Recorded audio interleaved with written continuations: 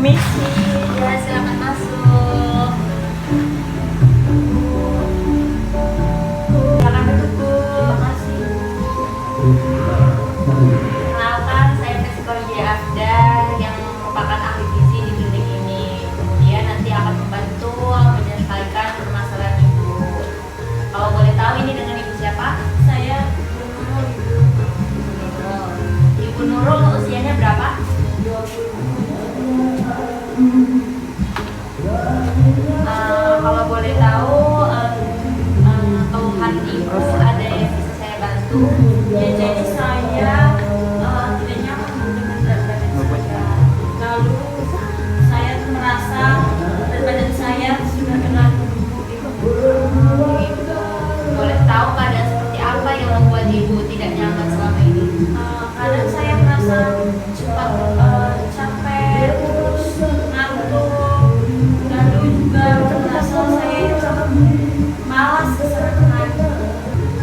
Sebelumnya Ibu sudah pernah berkonsultasi dengan ahli gizi atau sudah pernah mendapatkan edukasi mengenai masalah Ibu ini? Untuk konsultasi gizi sendiri saya belum pernah, tapi kalau edukasi gizi saya sering melihat di sosial media. Cuma saya merasa takut karena itu kan tidak ada bukti yang ilmiah ya itu ya. Saya paham sih kekhawatiran Ibu karena kan di sosial media banyak informasi-informasi yang palsu dan takut akan menyebabkan dampak lebih bahaya ke depannya itu. Boleh dibantu untuk berat badan Ibu dan tinggi badannya terakhir kali ukur berapa? Kalau berat badan saya 188, kalau tinggi badan saya 155. Nah, di sini karena hasil perhitungan IMT-nya 34 itu sudah termasuk kategori yang berlebihan yaitu berdasarkan isi diri Ibu ini dari Kemenkes. Di sini kalau di kategori 34 berarti sudah lebih besar dari 27, termasuk dalam kategori obes ya Bu.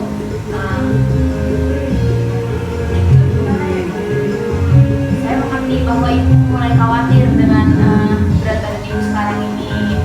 Namun hal itu tidak akan berkelanjutan kalau Ibu sudah mulai mau memperbaikinya, mulai dari gaya hidup dan lainnya yang akan terjadi ke depannya nanti. Apakah Ibu bersedia untuk melakukan perubahan itu? Saya bersedia sih. Lihat dari kehidupan dan pola makan saya itu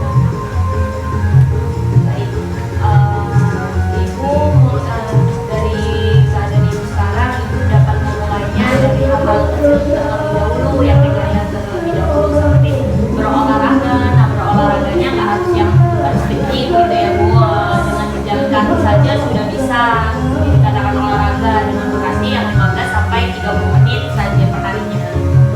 kalau olahraganya itu jam berapa ya Bu yang harusnya dan berapa kali kalau dalam Kalau untuk olahraganya itu dapat dilakukan di pagi hari selagi kita masih fresh gitu ya Bu, bangun tidur menghirup udara yang segar, dengan adanya sinar matahari juga membantu penyerapan vitamin D yang bakal menguntungkan segala lemak di dalam tubuh kita, dan kita dapat beraktivitas lebih ekstra gitu Bu, untuk lebih cepat dalam penurunan berat badan ini.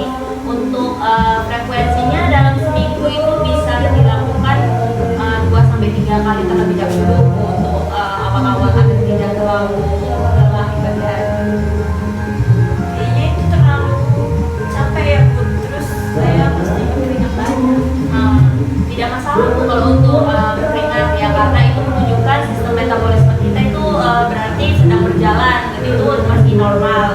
Penurunan berat badan juga bisa dikatakan lebih cepat kalau kita berkeringat seperti itu kan Bu, badan kita juga lebih segar nanti. Pola makannya saya harus gimana ya?